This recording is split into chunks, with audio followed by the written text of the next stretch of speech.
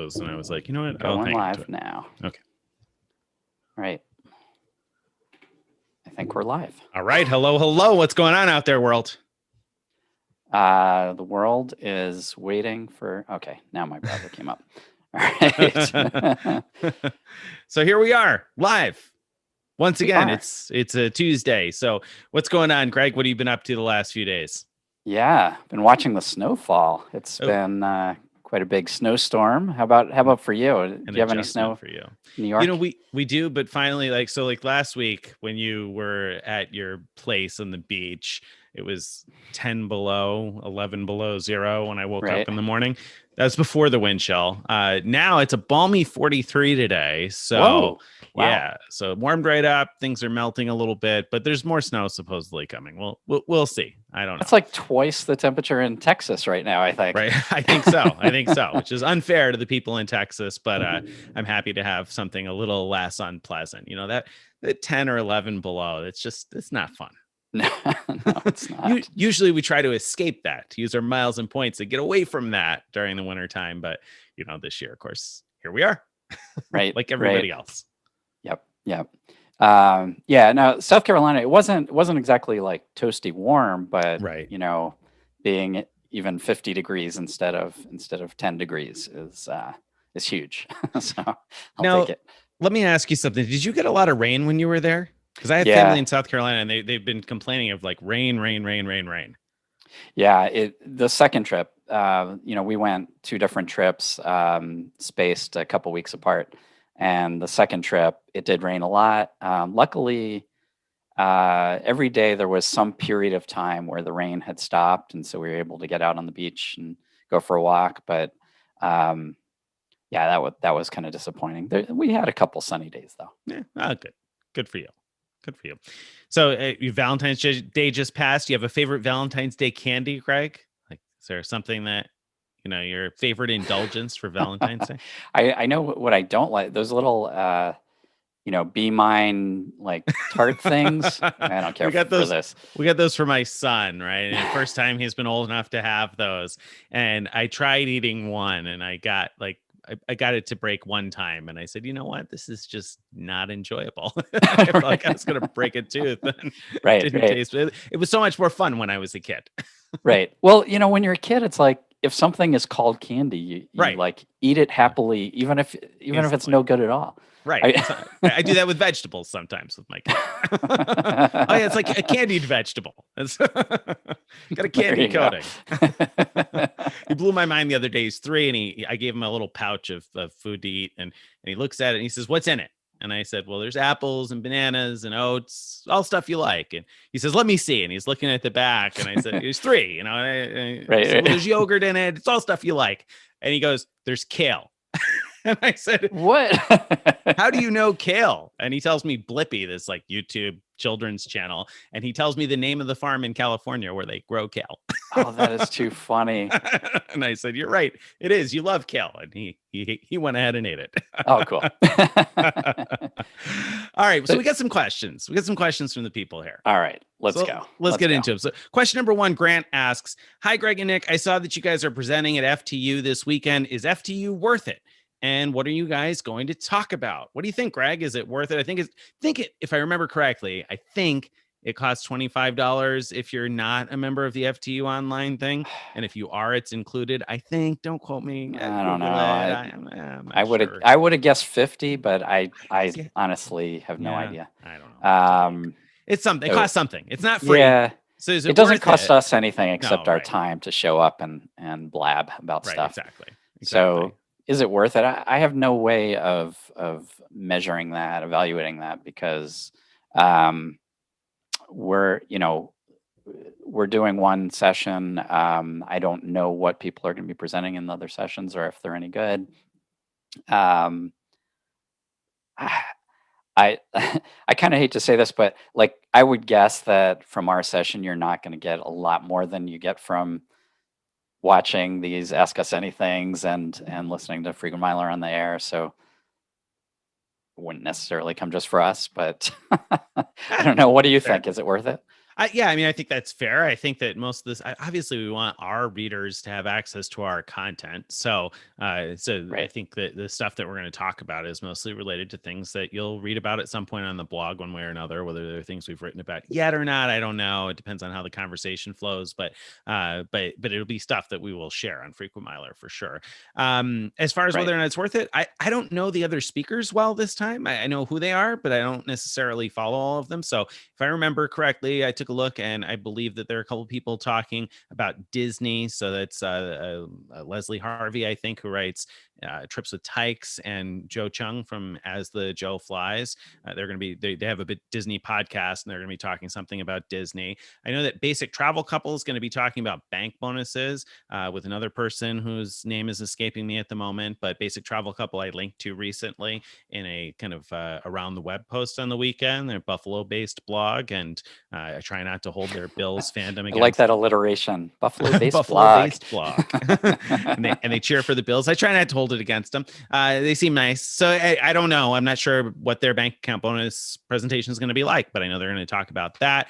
And then Stephen Pepper of Frequent Miler is also talking about gift cards from the Gift Cards Galore angle from his blog there. So those are some of the topics. I forget about that. That should be worth it right there. Right.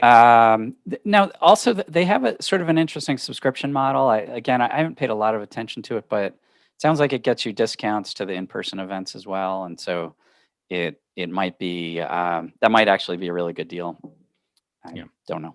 Yep. So I don't know. It's a new format. We've done this online format, I think, once before for FTU now. So it's a new format. I don't know if they're going to do the mixer at the end like they did last time. But last time they did think so. It's kind of like a speed dating thing where it just randomly matches you up with another person. You talk for like 3 or 4 or 5 minutes or something, and then boom, it does the thing again, and it like flips you around to somebody else. So right. Did you get any good dates out of that? Not that I'm going to tell you about. No, it was fun to connect with a couple of people. And in fact, I got connected with another speaker or two, and a couple of people who I had met previously. One person who sat at a table and ate with us at an FTU at some point in the last couple of years. So, Nice. So that was kind of fun. I enjoyed that. So from that perspective, it could be fun, and you still get that chance to interact. So I think that's kind of the neat thing about it. If you hang out for that afterwards, if they do that again, I assume they are, then I think that's kind of a fun aspect, because you do still get that social piece, even though you aren't meeting in person, face to face. Right. And if you have an uncomfortable conversation, it doesn't last long, because it's timed in a few minutes, 5 minutes or something, and you're on exactly. to the next. I had one person who must have seen my name and was like, you know what, never mind, and X'd out. And I went 3 or 4 minutes without a conversation. But sorry, that was me. No. I knew it. So it could be fun. All right. Right. Anything more on FTU? No, I think that's plenty. Okay. So question number 2, Yolanda asks us, are there any updates on Card Talk, Greg? Oh, that's a good question. Okay. So we recorded a Card Talk about 2 months ago, and then we sat on it for months without putting it together into presentable form, and without writing it up. And we had a conversation about it recently where we realized that the reason that happened is that particular content wasn't that exciting to us. And to be honest, we just sort of lost our enthusiasm for that show altogether. Like, it's not that, sometimes it was really good and illuminating, but for all the other things we're doing, there's other things that we're more excited about spending our time on. And we have the luxury as running this blog of picking the things that we want to do and spending more time on those. So ultimately, we decided to retire Card Talk, at least for now, and just continue to do these Ask Us Anythings, and of course Frequent Miler on there. Right. And Frequent Miler on the Air has been excellent too. And we have a question of the week segment. So when people have questions, we're always trying to look for those to feature in the question of the week segment. And we've really been enjoying that. And Frequent Miler on the Air has been growing quite a bit. So that's been really exciting too. So yeah, like I think that pretty much sums it up. It's I think the thing is we realized it was very specific to the individual, which could be helpful for the individual, but probably less engaging for the overall audience is what we kind of, I think, determined. So, and like Greg said, we're just trying to focus on the things that we're enthusiastic about. So that's that. Question number 3, Jonathan says, new globalist here and vaccinated. Top Hyatts for a baby moon. Live in LA, have plans for Ventana and the new Alila Encinitas property, possibly Hawaii. Others you'd recommend? Great question. So Ventana, here's kind of an interesting thing. A person who had previously written to us in depth about Ventana, in fact, we published like a post called something like Ventana during a pandemic. She wrote recently again to us saying, you know what, she's been back and it wasn't as great. Like, so I'm not saying she still enjoyed it and it's still a great value, but she was a little like put off by things like they've started making like tipping like a bigger thing. So I think it used to be that they didn't ask for tips at all, but now they sort of clearly make sure you're tipping with every interaction. And she was a little put off by that and a few other, I think, kind of minor things. But anyway, so just wanted to put that out there that even though I still would very happily go back to Ventana, it It may have changed. May have changed, right? So let's see. So what pops into my mind? One is the property in Costa Rica is a really awesome place. Now you've been to at least one of the the all inclusives. Would you recommend one of those? The Hyatt Ziva Los Cabos. Yeah, that was an excellent, relaxing vacation. The food was better than what I expected. I don't know. I hadn't been, truth be told, I hadn't been to an all inclusive before because that model didn't appeal to me before. But then it was so relaxing and nice. I was really surprised. I expected, at an all inclusive, I just had the image in my mind that the food would be kind of low quality. And that was probably, in fairness, kind of biased by the fact that I used to look at some of those deals that were like $11 a night in the Dominican Republic years ago. And so I had this image in my mind of what an $11 a night meal it tastes like. And it's different at the Hyatt Ziva, believe it or not. So, of course, you're not necessarily getting like the globalist perks as much there, right? Because everybody gets the breakfast and every other meal. That's the flip side. I think you get a higher end liquor as a globalist, but that may not matter if you're on a baby moon. It might not be a big concern for you. And you could get a suite upgrade. There was another globalist there when I was there who had gotten a massive suite. So that's possible, but probably less exciting for benefits. The other place to think about, maybe I haven't been there, but the Park Hyatt St. Kitts looks really nice.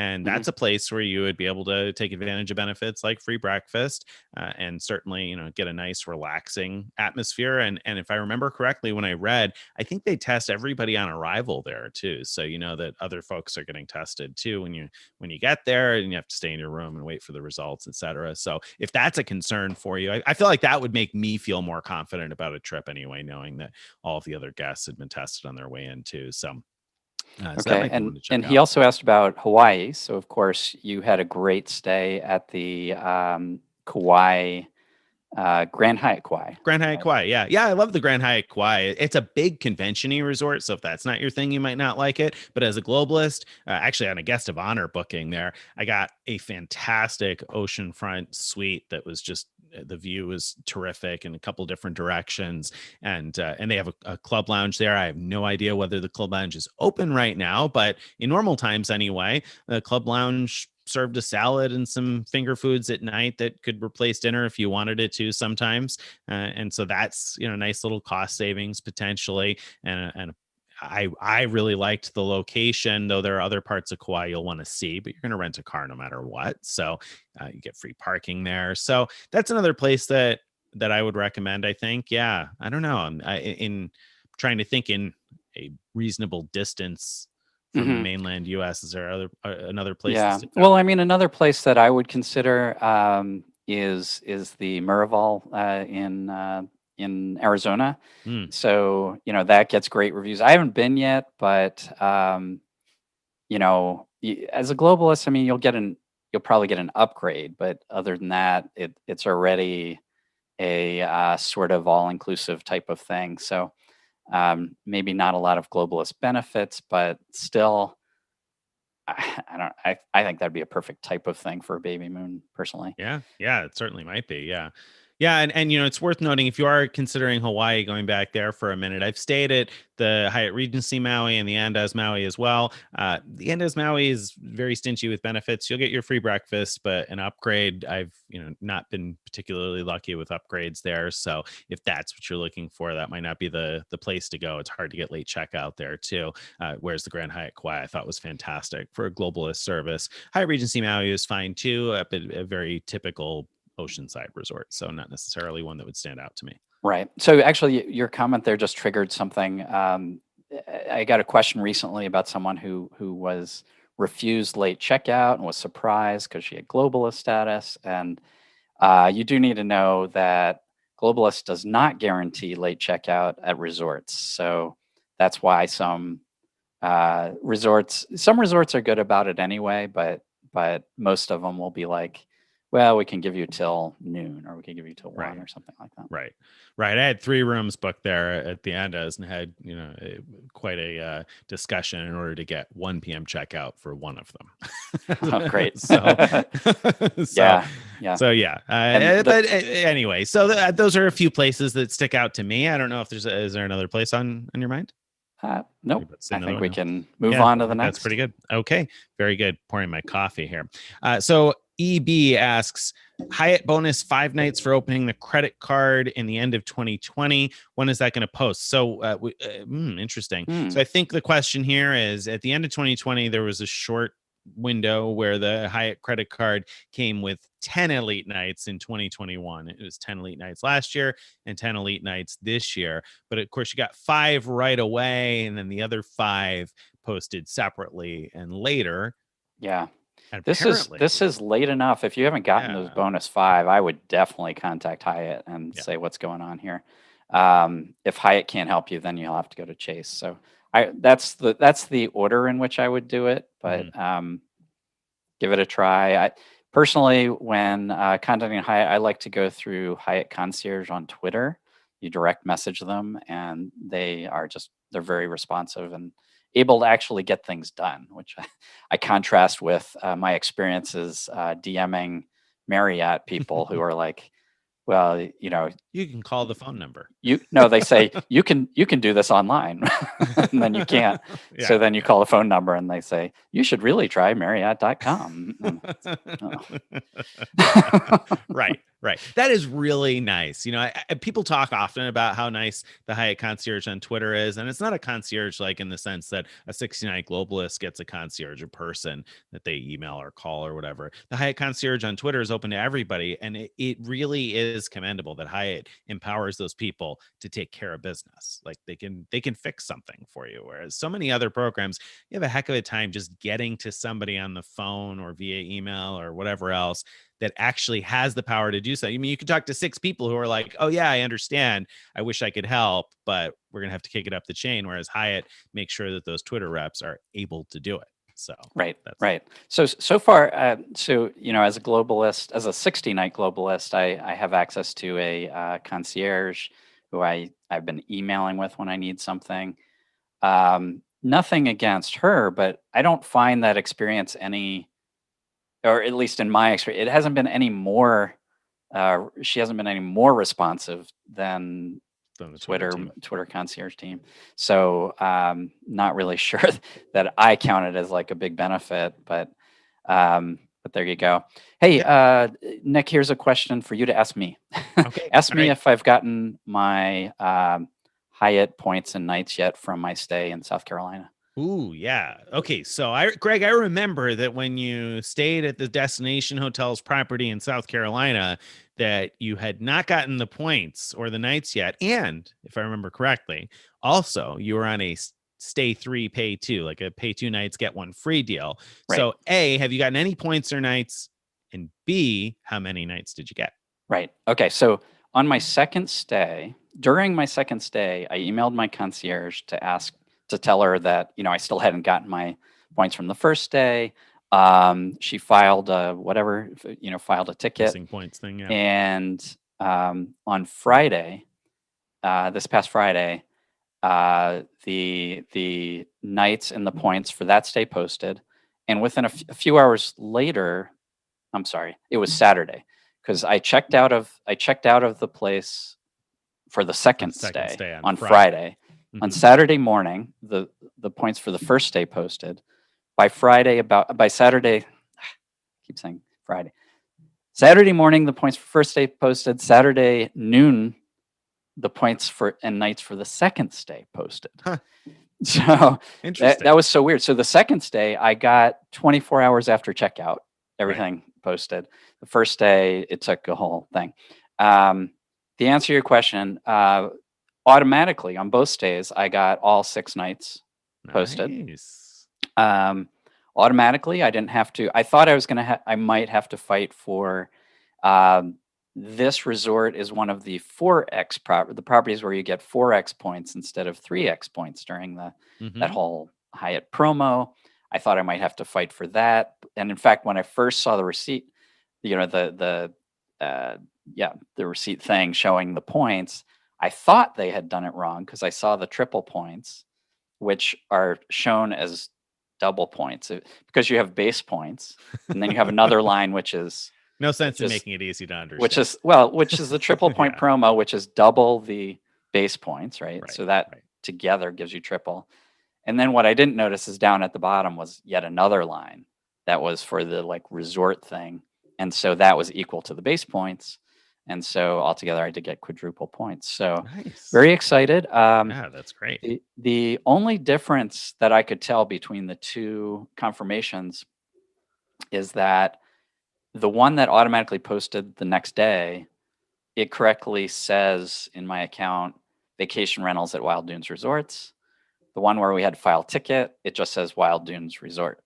So I think something was lost on that stay and they had to kind of recreate it, but they did it right. So I was pretty excited by that. That's great. Hyatt gets it right on those things. They're really good at that stuff. So that's excellent that they did it. I wondered when you were saying it, if maybe it was like someone at this, because I don't know how long this has been a Hyatt property. Has it been a Hyatt property for a long time? And I just didn't know. No, I mean, I can't remember when Hyatt acquired Destination Resorts, but I don't think it was very long ago. Very long. Yeah. So I just wondered if maybe there was something in the system of crediting over the nights, and when somebody called, they were like, "Oh yeah, we got to flip that switch back on," and then your next stay posted as it should have 24 hours afterwards. It's possible, or it could be that the ticket prompted them to go through their backlog, and luckily I checked out just in time to get them to get in on that backlog.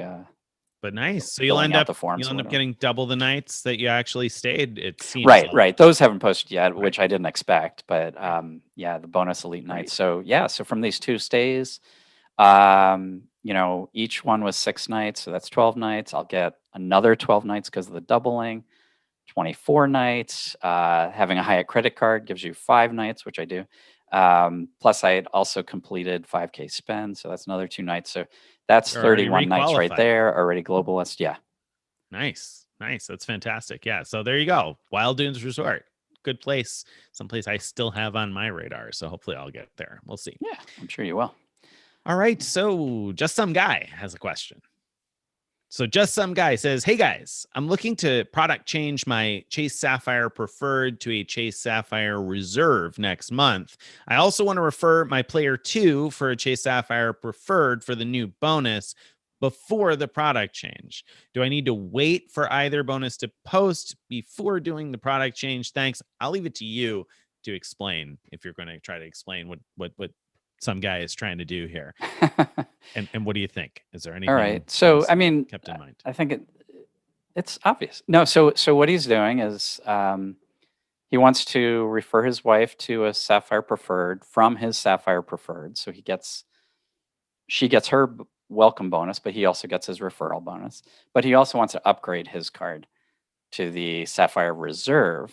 And so he's a little nervous. Like, so if he refers his wife and then upgrades, will he still get the referral bonus? And honestly, I don't have any experience with that, so I don't have like proof that this is true. But I'd be shocked if that stopped you from getting your bonus. I think that it would be sort of tied to your account, and your account is still your account, even if it's a different product. So I think you'd still get the bonus, but do you have a different I don't. take on that? I think you would still get the bonus. Your card number is not changing or anything. I think you would still get the bonus regardless of when you upgrade. So I think that as long as somebody uses your link, you'll get the bonus. I say that, and boy, I can't remember for sure if this is true, but I'm pretty sure that at some point a product changed a card and still received a bonus from the referral link I generated before product changing it. So I'm pretty sure that as long as she uses your link, you're going to get the points. There you go. There you go. So you've got 100% assurance from Nick and sort of a 90% from me. Sort of. Depends on how you add. All right, Tom wants to know, I am about to close my Amex Gold business card to avoid the annual fee. Natural spend will probably be a net zero on the rest of the annual fee unless Amex adds credits to this card this year. Any reason to keep it? So what do you think? Is there any reason to keep the Amex Business Gold? I'm trying to understand. I was trying to understand the natural spend will probably be a net zero. I don't really know what that means. So I guess maybe he's saying that she's not intending, Tom, I guess, so not intending to spend on the card unless Amex adds some temporary benefits or credits. So I think what Tom is saying is that there's not a bonus category that matters. Yeah, I don't see any good reason to keep the business gold card long term. That it doesn't.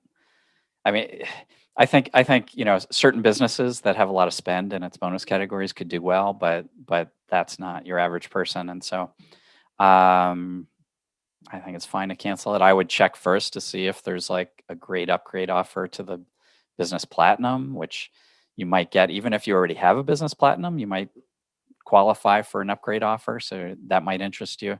But other than that, cancel it. Yeah, that was my thought. I wouldn't keep it for the upgrade offer, but I would check for the upgrade offer before you cancel it. And that's the tip. Like you said, even if you had the business platinum before, you have a business platinum open right now, you can still upgrade that gold if you have one of those offers to upgrade it and get points for upgrading. So that's the one reason to maybe keep it around, or obviously also ask for a retention offer.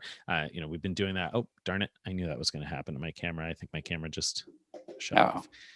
I'm going to switch it. I'll fix it. But anyway, we've found good retention offers via email. So it might be via chat rather. So it might be worth it to pull up your Amex account and just log into the chat and say, hey, listen, I'm thinking to cancel this, and see if there's anything they can offer you, because they may offer you a statement credit or bonus points. So it's worth trying. Right. Yep. And do that during business hours. You're more likely to get an offer. Yep. All right. Should we go on to Kobe Jones? Kobe Jones. Kobe asks, Delta question, if I hit platinum and then diamond later in the year, do I get both benefits for achieving each status? Do you get the benefits of platinum and then also the benefits of diamond?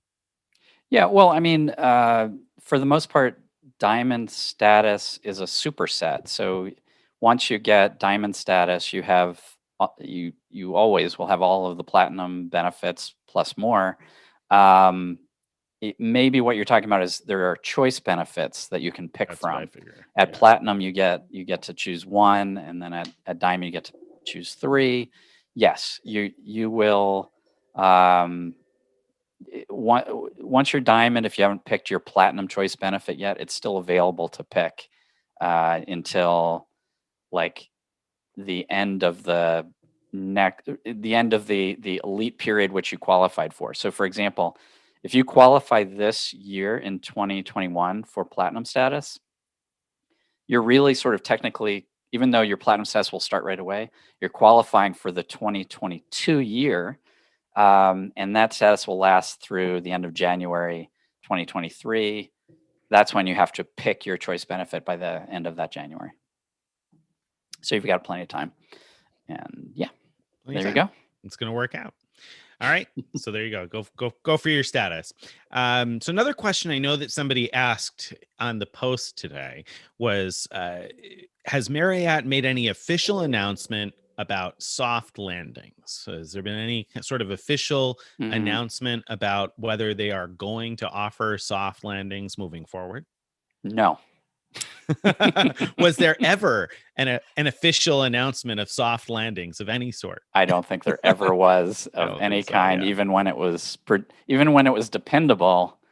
I don't think they ever admitted it. So no, it was never an official program feature. It was just something that they did because, out of the niceness of their hearts, so to speak, not something that was an official program thing. And so you're not going to, no program is going to be like, you know what? Don't bother being loyal. We got you. We won't drop you too far. Just, don't stay and we'll still give you loyalty. They're not going to say that officially, right? Right. I think it was a great policy, not just because I liked getting a soft landing, but I think it was good business for them to do it, because I agree. instead of so they have people that they knew sort of had the liked Marriott enough at some point to become high level elite, and so by not dropping them all the way, that you're sort of they're sort of giving you a chance to come back and still have some of the perks, and then maybe you'll like it so much that you'll stay and get that higher level elite status again. But yeah, I mean, it makes sense to do. It just doesn't make sense to publish and say, hey, we're not going to drop your status all the way. Don't bother staying.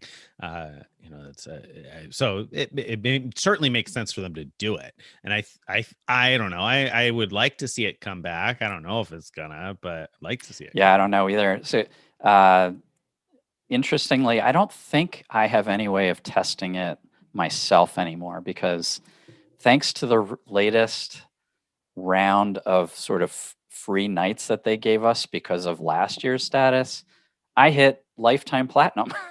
Congratulations. Thank you. So it's kind of funny because 2 years of getting these sort of free elite nights from nowhere, as that plus my credit card nights, 30 nights each year from credit cards, has been enough to finally push me over. So I'll be at least platinum. So if I don't, next year requalify for titanium, I'll be platinum whether they give me a soft landing or not.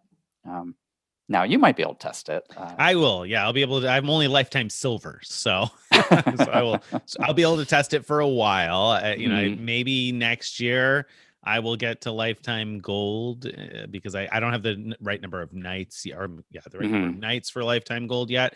And I don't have enough years as platinum for lifetime platinum either. So I'm hundreds of nights and several years short of lifetime platinum. So I'll be able to test it for a while. Have no fear. There you go. Okay, good. All right. Brandon asks us then, I think, Greg, your ANA dilemma is causing me sleepless nights.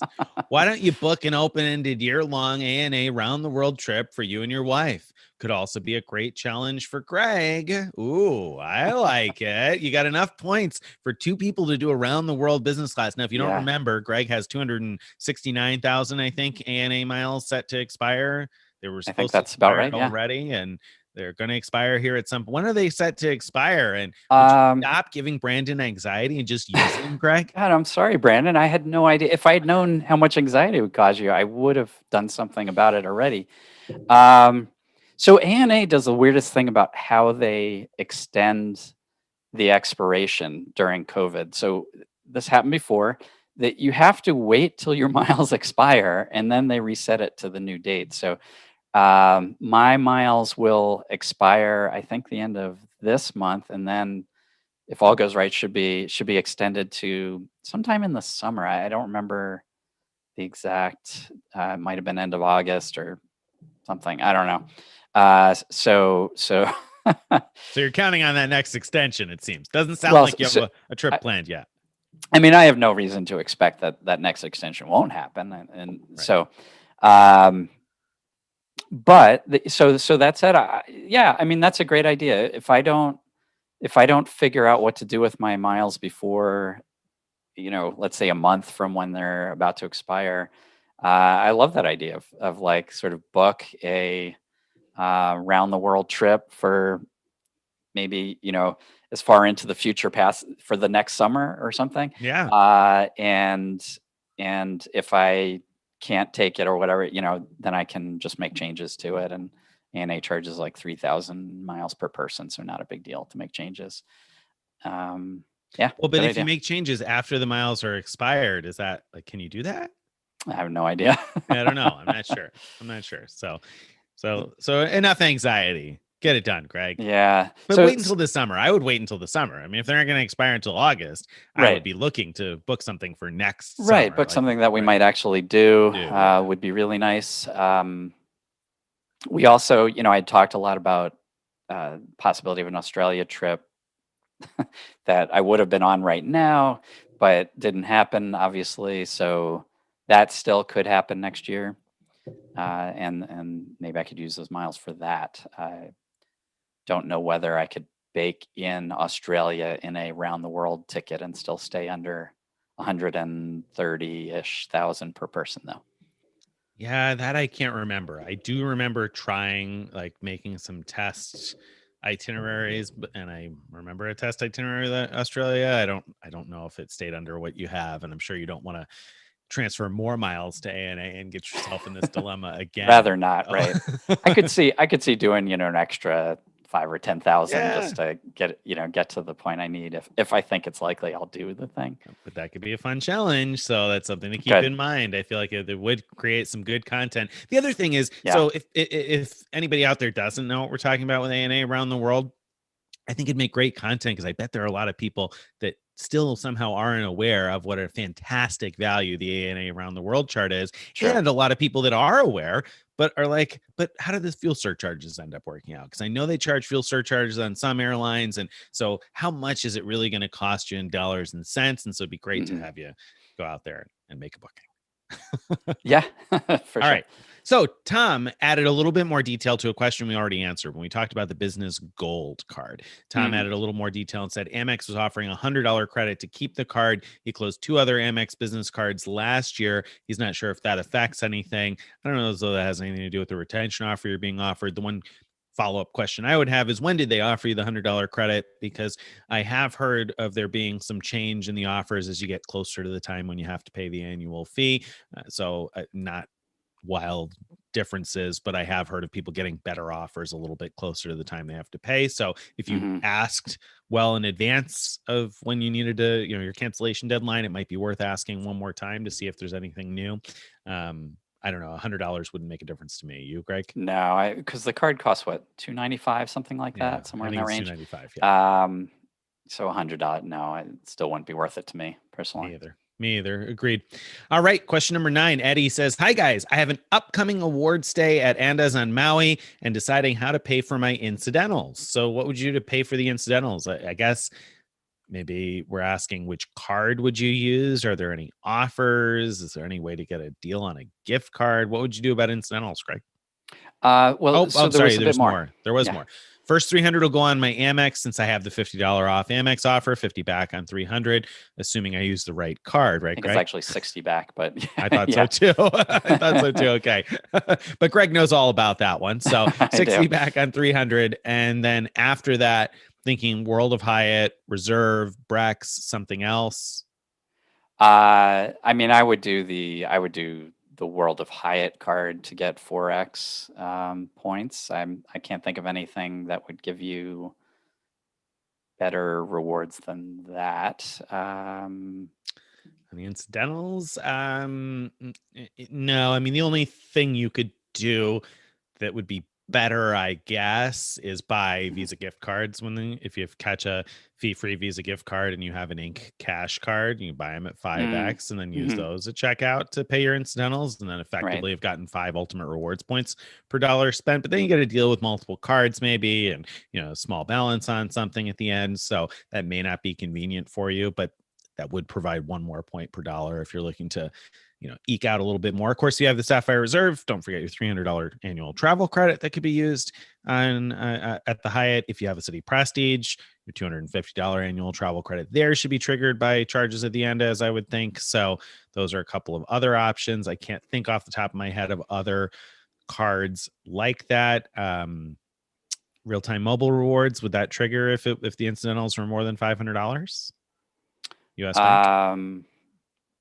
I guess it would. Sure. Probably the US Bank card if you paid with the Altitude Reserve. If you had have enough points in your account, and you had enough points, to cover it.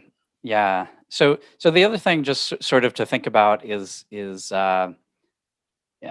when you charge everything to your room, some of those charges will probably earn Hyatt points for the stay as well. Like, so I think like food charges do give you like both your Hyatt points plus your credit card points, whereas alcohol and taxes and tips do not. And so, so I like just default to putting everything to the room. Yep. Even though, and there are some situations where you could do better. Like if you're a hotel restaurant, if it would charge as a restaurant, paying with a card that has a restaurant bonus or whatever. But this way you're most likely to get the best return. Plus, especially if you're there during the triple points promo, of course, you want everything in the room just in case it would count for that. Yep. I always charge everything to the room for the same reason, to earn points on as much as I can, because the hotel point earnings are usually good enough, especially during the current bonus, to outweigh whatever restaurant bonus you would get on the card. Right. Definitely. Okay. So, especially combined with whatever you're owning on your card for paying. So, was that clear as mud? We told you Hyatt card, probably a couple of other plays you could go after alternatively. Yeah. All right, then let's see. Next question, I believe, is EB. Do you think that the Hyatt Double Night promotion will be extended right now? Do you think they're going to extend it? So the current promotion is the bonus journeys where you get the double nights. So sort of anyway, you get your nights to begin with, and then later on you'll get double the nights. So you did double nights effectively right now, but you had to have registered for that by January 15th. So if you didn't register, if you missed that, you can't register now. Are they going to extend it? Are they going to reopen registration? What do you see happening? I don't think there's any chance of them extending it, but I do think there's a good chance of them offering some valuable promos for second quarter, maybe, well, who knows when it'll start, but I'd be surprised if they don't have some valuable promos that sort of lead up to summer, but probably not inclusive of summer, because they're probably expecting to get a lot of business back once summer hits. So that's my prediction. What it'll look like, though, will there be any kind of double elite nights or triple points or any of that kind of stuff? I have no idea. I imagine they're rather than extending anything, I think they're probably going to go back to the drawing board and say, what should we do now? I wouldn't be surprised to see another double elite night promotion come up this year. Maybe it won't. Maybe everything will be hunky dory and we'll go back to life as we knew it, and things will be good. But I think probably there's a good chance that they're still going to have to compete to get heads and beds this year. So I would not be surprised to see a similar promotion come back again. Although Hyatt doesn't always do the same promotion again and again and again, like Hilton kind of tends to do the same thing over and over again. Hyatt does tend to at least be a little more creative, but I could see this is popular. I could certainly possible. Sure. Yeah. So but one thing I would say is if you miss the registration and you want to get globalist, like, don't go ahead right now and book 30 nights and just say, oh well, I missed it. Instead, wait and see what the next promo is, because there's a chance that you'll get some kind of double elite nights or more points, or who knows, better return. Yeah, who knows? But no, I agree with Greg. They're not going to extend it. They closed the registration. If they wanted to extend it, they'd have extended the registration deadline before January 15th. I think that's right. All right. Key says, Key's our next question up, and I saw Key Perry and I almost said Katy Perry, but I caught myself. Key asks, question for each of you. Which one credit card do you think is overrated and why? Ooh, that's a good question. Interesting question. Which yeah. card is overrated and why?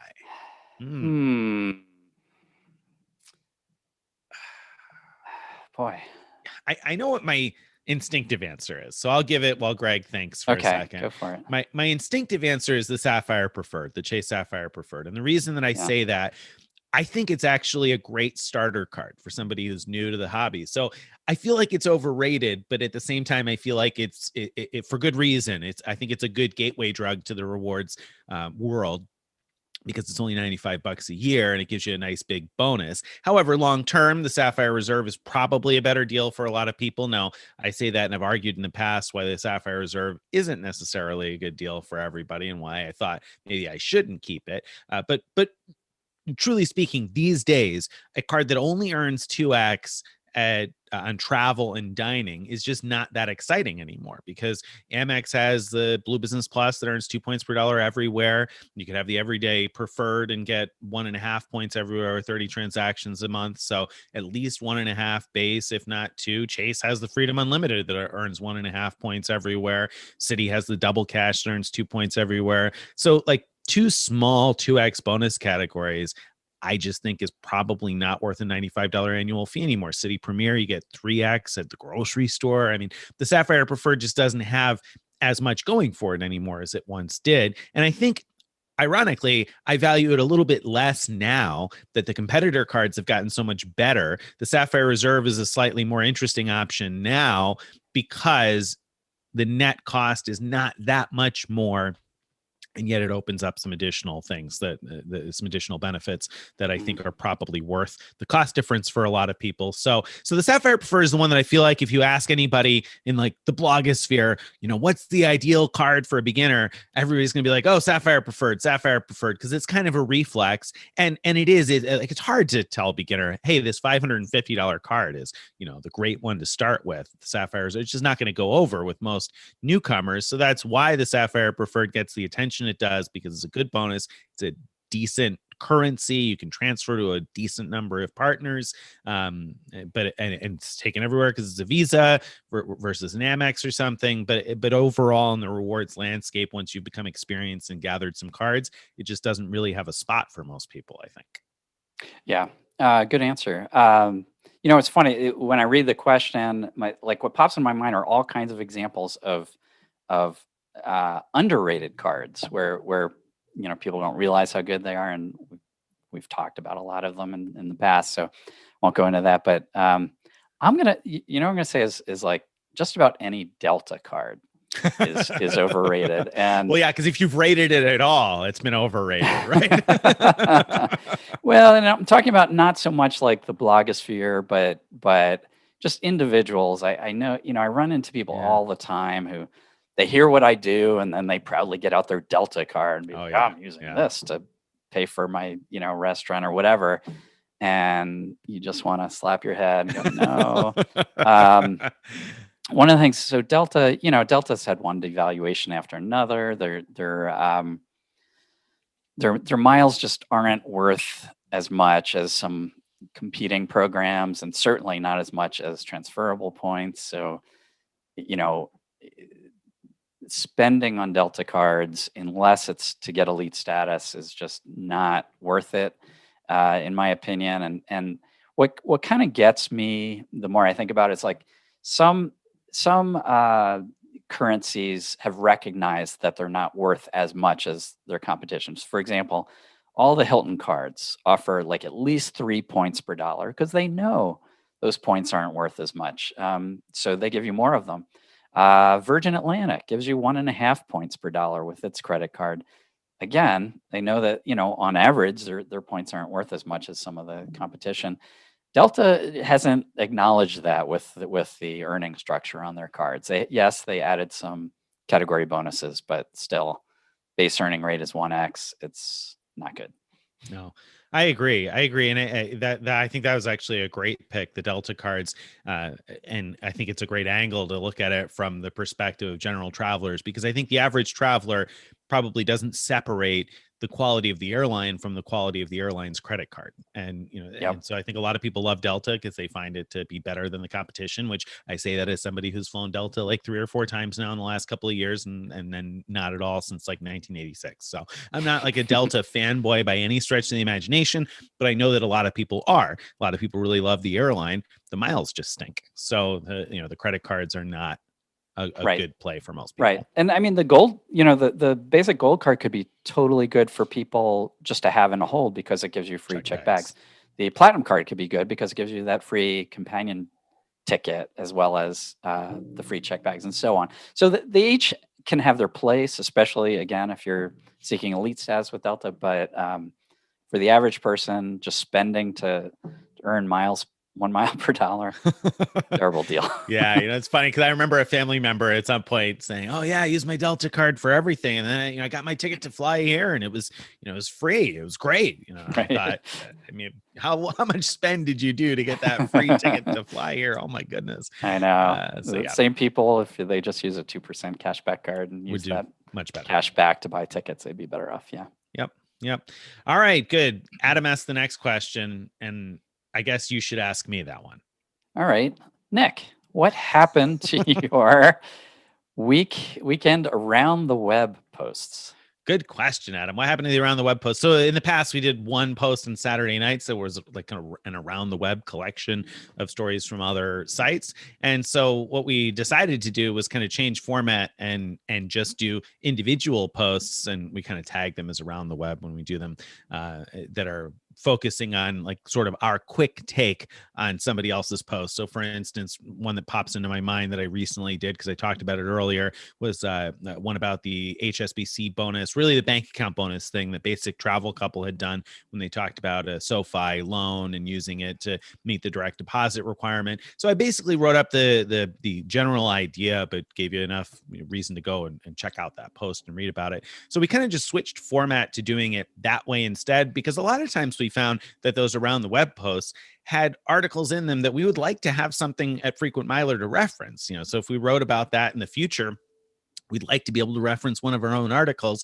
but it's hard to find when they're in and around the web because, I might know that I included that in and around the web, but what it was titled and when we published it and finding it is a big challenge. Whereas if I know, oh yeah, that bank account bonus one, that's much easier to find because now I know generally what the title was or the topic. So it's a lot easier to be able to find that and reference it. Now, I haven't done as many of them as I had hoped lately because it does get time consuming and there's just only so many hours in the day. So I've been working on trying to get quick deals out on Saturdays and the podcast ready and published. And so that was eating up a lot of time. Believe it or not, the around the web post was eating up hours every Saturday to compile them all into one post. So I think this is long-term a better format. I would like to get more around the web things in. So if you have suggestions, if you run across something, because I can't read every blog every day. So if you run across something that you think would be interesting, or if you've written something that you think would be interesting for an around the web type post, feel free to send it along. You hit the contact us link on Frequent Miler and send us a tip about those things. I love that. Greg sends me stuff now and then when he sees something interesting. So that's always helpful too. So feel free to alert us if you see something that you think would be interesting for us to cover. Yeah, for sure. All right. How are we on time? We got 5 minutes left. 5 minutes left. Okay. Questions.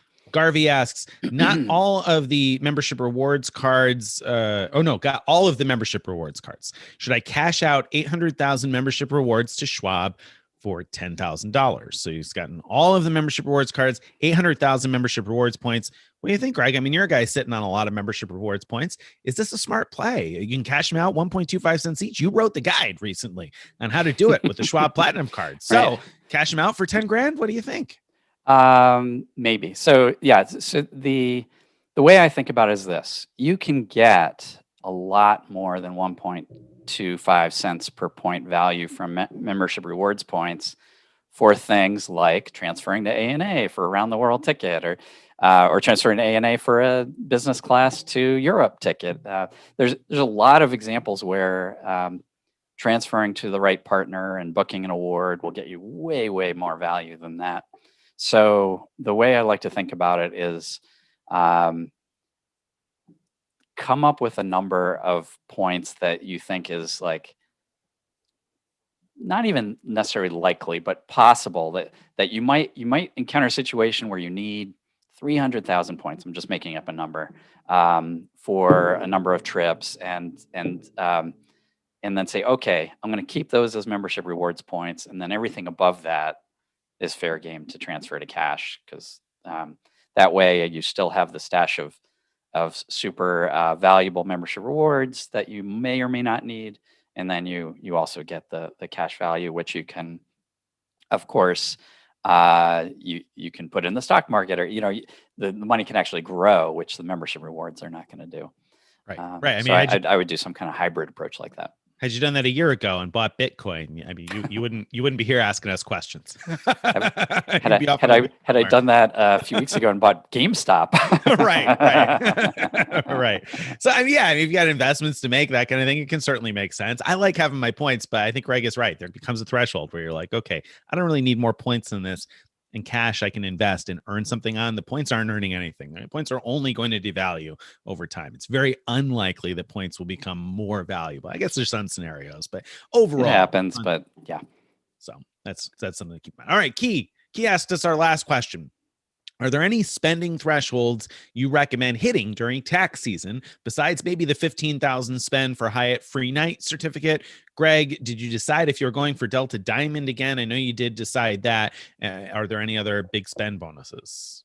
And what do you? Yeah, I mean, I posted. I think I posted that I wasn't going to go for it this year because I still have Diamond from last year. So if I decide next year to work towards Diamond again, great. But I'm not planning on working on it this year.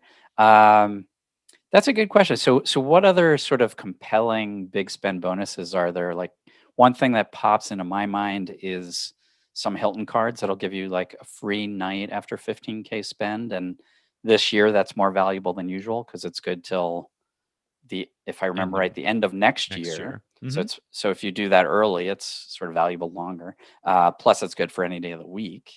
Instead of just weekends. So that's plus one. if you had the card by January 1st, then you probably have one of those spending offers where for every 5,000 spend, you get 10,000 bonus points, I think. So it's really like 5 points per dollar, if I remember correctly. So I mean, that might be another reason to consider the Hill, especially if you have that on the Surpass and you're going to do 15K spend, then you get yourself a free night. And I don't know, what does that work out to be? 75,000 points, I think. So not a bad return at all for 15K spend. Any other big spend bonuses?